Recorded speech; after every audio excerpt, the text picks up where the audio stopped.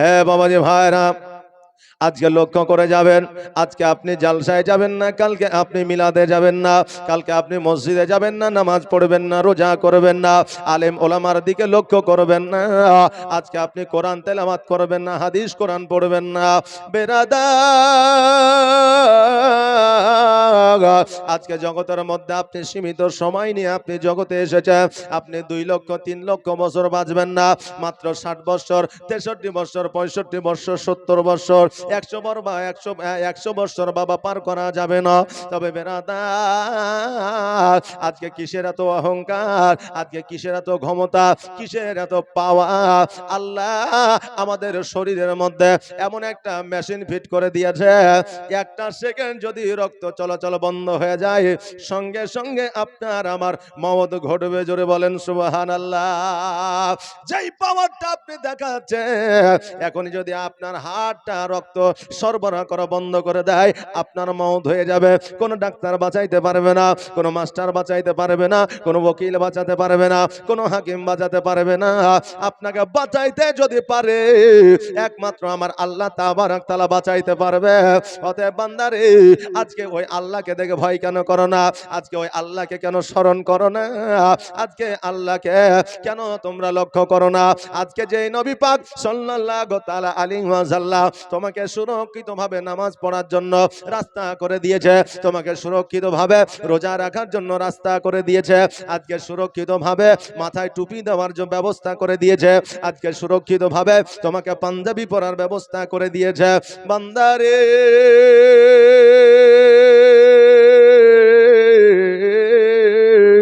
আমার নবীজি আজকে যদি জগতের মধ্যে না আসতেন, আমরা নামাজ রোজা তো দূরের কথা, যে আজানটা আমরা শুনতে পাই, ওই আজানটাও শুনতে পাইতাম না।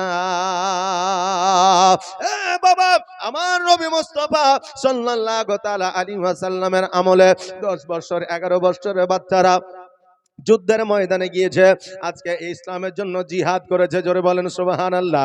হযরতে ইব্রাহিম আর মুহাম্মদ, হযরতে ইমামে মুসলিমের 2 সন্তান ইসলামকে দ্বন্দ্ব ঈমান করার জন্য শহীদ হয়ে গিয়েছিলেন। বেরাদার, আমার ইমাম হোসেন রাদিয়াল্লাহু তাআলা আনহু ছোট্ট সন্তান শিশু আলী আসগার 6 মাস বয়সে তীরের আঘাতে ইহ জগৎ ছেড়ে পর জগৎ গমন করেছে। আর বাবা, এটার উদ্দেশ্য একটাই ছিল, সেটা হলো ইসলামের পতাকা উত্তোলন করা। জোরে বলেন সুবহানাল্লাহ। বাবারে, আজকে যদি বাচ্চা বাচ্চা ছেলেরা ইসলামের জন্য নিজের প্রাণকে বিলীন করে দিতে পারে, আজকে আমরা যুবক হয়েছে, আজকে আমাদের যৌবন এসেছে, আজকে আমরা এত সবল আছি, তবুও আমাদেরকে যুদ্ধের ময়দানে যেতে হয় না, জালসায় কেন আসতে পারি না? আজকে যদি আপনি না আসেন, কালকে আপনার সন্তান আসবে না। আজকে যদি আপনার বাপ মাকে আপনি না দেখেন, কালকে আপনার সন্তান আপনাকে দেখবে না। আজকে আপনার বাপ মায়ের জন্য যদি দোয়া না করেন, আপনার সন্তান আপনার জন্য দোয়া করবে না। আজকে আপনার বাপের কবরটা যদি জিয়ারত না করেন, কালকে আপনার কবরটা আপনার সন্তান জিয়ারত করবে না। এই জন্য বাবারে, ইংরেজিতে একটা প্রবাদ বাক্য আছে, টিট ফর ট্যাট, যেমন কর্ম তেমন ফল। আজকে আপনি যেমন কর্ম করবেন তেমন ফল আপনি পাইবেন। আজকে যেমন আপনি মসজিদে নামাজ পড়তে যান না, কোরআন তেলাওয়াত করেন না, আলেমকে সম্মান করেন না, আজকে আমার নবী মুস্তাফার দরুদ পড়েন না, আজকে আল্লাহকে দেখে ভয় করেন না, লক্ষ্য করে দেখবেন আপনার সন্তান কবার আল্লাহ আল্লাহ বলে। লক্ষ্য করবেন যে আমি তো কিছু করি না, তা আমার সন্তান কি করে দেখে খোঁজ নিয়ে দেখবেন। তো আপনি যদি বলেন যে একবার বলো তো লা ইলাহা ইল্লাল্লাহ, তো ওই বাচ্চা ঘুরিয়ে বলবে খেলেগা ফ্রি ফায়ার। যে বলবে খেলেগা ফ্রি ফায়ার, মানে এখন একটা আপনার কমন ডায়লগ উঠেছে, বাচ্চারা হার প্রত্যেকটা প্রায় ঘরে বুঝলেন বাচ্চা বাচ্চা ছেলেরা বলছে খেলেগা ফ্রি ফায়ার। এর মানে মতলব কি এটা আমি নিজেও জানি না। বেরাদার, আজকে এই বাচ্চাদের, এই ছোট্ট সন্তানদের এই অবস্থা কেন?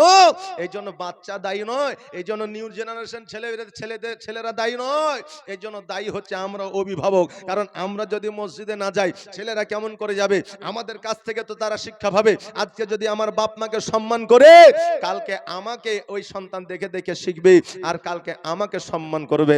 আজকে রাস্তাঘাটে মোড়ে বাচ্চারা এই দেখেন যুবক ছেলেরা মোবাইল নিয়ে বসে যাচ্ছে, আর বুঝলেন মার মার মার মার মার মার মানে কি ফ্রি ফায়ার চলছে, কথা বুঝলেন না? মুখে বিড়ি হাতে মোবাইল, চাচা রাস্তা দিয়ে চলে যাচ্ছে, বুঝে তো চাচা যেছে রে, তো চাচা গেল তো কি হলো, বলে কমসে কম বিড়িটা তো ফেল, তো বলছে বিড়ি কি ওর বাপের টাকা খেয়েছে নাকি, যে বলছে বিড়ি ওর বাপের টাকা খেয়েছে। এ বাবা যে ভাইরা, আজকে যেমন আপনি ছোট্টদের সম্মান স্নেহ করেন না, ওই বাচ্চা ওই যুবক আপনাকে সম্মান করবে না। এই জন্য আমার দয়ার নবী মায়ার নবী সাল্লাল্লাহু তাআলা আলাইহি ওয়াসাল্লাম বলেছে, হ্যাঁ আমার উম্মত উম্মতিরা, তোমরা বড়দের সম্মান করো, ছোটদের স্নেহ করো, তাহলে তোমার সম্মানটা বজায় থাকবে।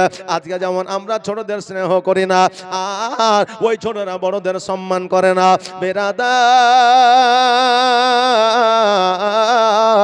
আজকে আমরা সকালবেলা, দুপুরবেলা, সন্ধ্যাবেলা যেই খাবারটা পছন্দ হয় সেই খাবারটা খায়, কিন্তু আমার নবীজি ইসলাম ধর্ম প্রচার করতে গিয়েছে, খাবার খাওয়া তো দূরের কথা, কাফেরেরা পাথর মেরেছে, জোরে বলেন সুবহানাল্লাহ।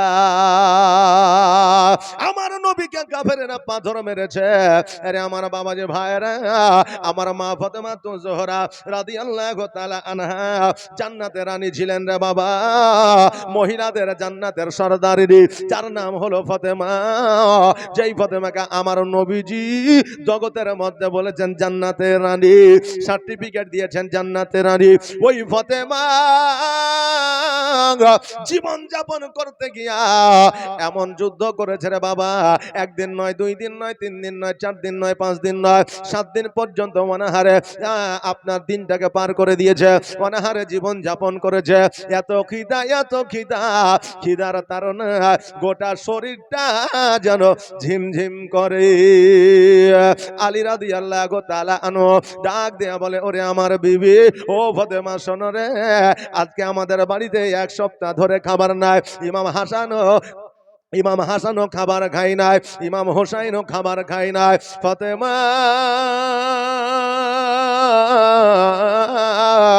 আমি নবীর বাড়িতে দেখে আসলাম, গানিমাতের মাল আমার নবীর কাছে আছে।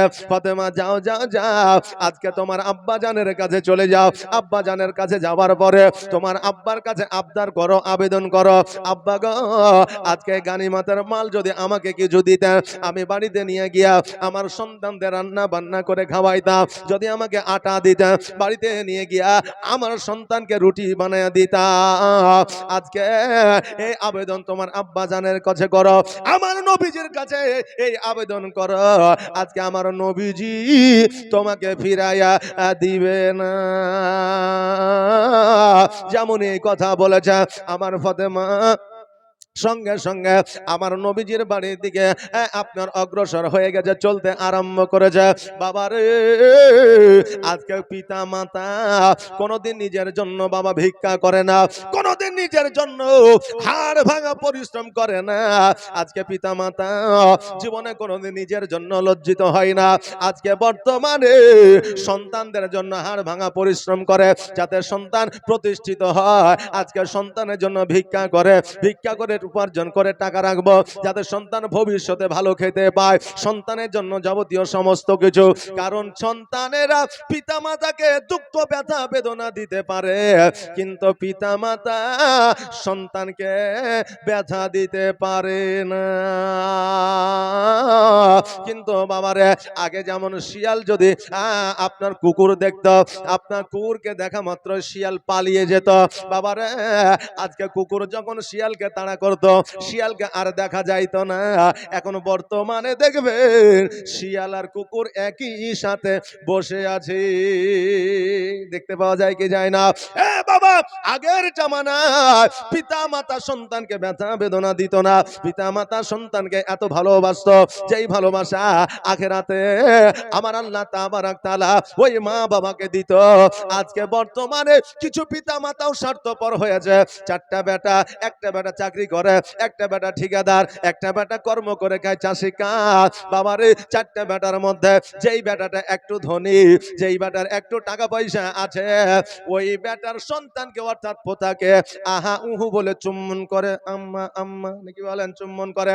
যেই বেটার টাকা কম, ওই বেটার সন্তানকে চুমা খাওয়া তো দূরের কথা, একটা চকলেটও কিনা দেয় না। এইরকম বাবা জগতের মধ্যে এখন আছে রে বাবা। তবে বেরাদার, তবে এই নয় সন্তানকে ভালোবাসে না, সন্তানকে ভালোবাসতো যখন তার বিবি ছিল না। এখন বাবারে সন্তানকে অতদিন পর্যন্ত বাপ মা ভালোবাসছে যতদিন পর্যন্ত তাদের বিবাহ না হয়ে যাচ্ছে। সন্তানের যেমন বিবাহ হয়ে গেল, সন্তানকে দলিলে না করলো মন থেকে পর করে দিচ্ছে। আপনি বলবেন হুজুর গো এইরকম কথা কেন বলছে?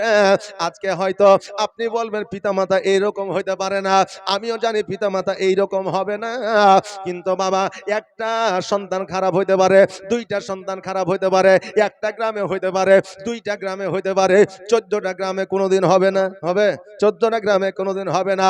রিসার্চ করে দেখবেন মুর্শিদাবাদে প্রত্যেকটা ঘরে ঘরে সন্তানের বিয়ে দেওয়ার পরে ওই সন্তানকে পিতা মাতা আলাদা করেছে। আলাদা করেছে তো করেছে, এমন বাপ মা আছে সন্তানের সঙ্গে কথা বলে না। বাবা যে ভাইরা, আগে শিয়াল কুকুর দেখলে পালিয়ে যেত, আর এখন একই সঙ্গে বসবাস করে। বাবা আগে সন্তানের স্বার্থে পিতামাতা জীবন পর্যন্ত দিয়ে দিয়েছে, এখন বাবা টাকায় সবকিছু হয়ে গেছে, এখন পিতামাতা কিছু স্বার্থপর হয়ে গেছে।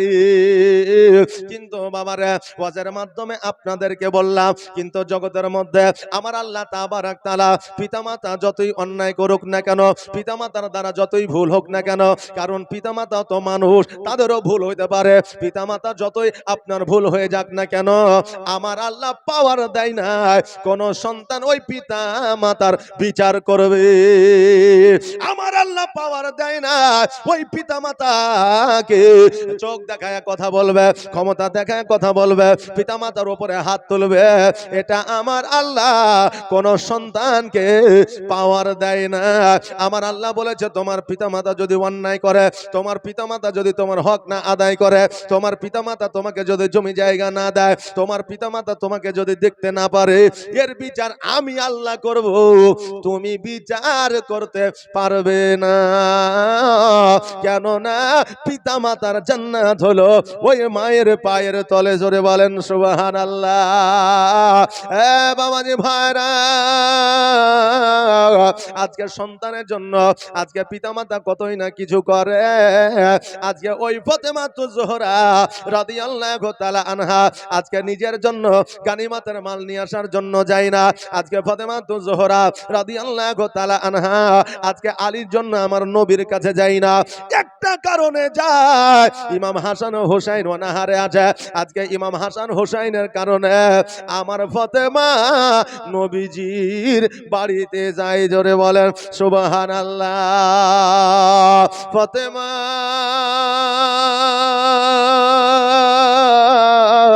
আমার নবীজির কাছে গেলেন, যাওয়ার পরে সালাম দিলেন, আসসালামু আলাইকা ইয়া রাসূলুল্লাহ।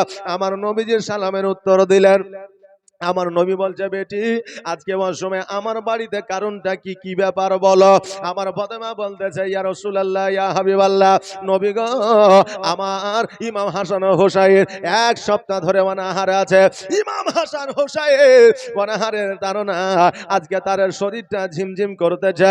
নবী গো আমি শুনলাম আপনার কাছে গানিমাতের মাল আছে, যদি আমাকে কিছু আটা দিতেন, চাউল দিতেন, যদি আমাকে কিছু খাবার দিতেন, আমি বাড়িতে গিয়ে তৈরি করে আমার সন্তানের মুখে উঠা দিতাম।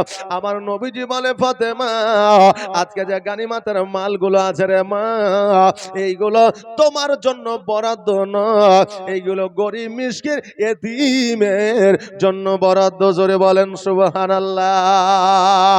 এইগুলো আমি দিতে পারি না রে মা, আজকে যাও যাও যাও, তুমি বাড়িতে ফিরে যাও, আর এই সমস্ত জিনিসপত্রগুলা আমি এতিম মিসকিনের দিনের মধ্যে বিলি বন্টন করে দিব। ফাতেমা রাদিয়াল্লাহু তাআলা আনহা আমার নবী পাক সাল্লাল্লাহু তাআলা আলাইহি ওয়াসাল্লামকে বললেন, আব্বা গো, আজকে যদি আমার জন্য এই জিনিসগুলো বরাদ্দ না হয়, আমি ফাতেমা কিয়ামত পর্যন্ত নিব না। জোরে বলেন সুবহানাল্লাহ। আজকে বাবা রে, আমার ওই ফাতেমা খুশি হইয়া গেলে, আর খুশি হইয়া আলীর বাড়ির দিকে রওনা হয়ে গেলে।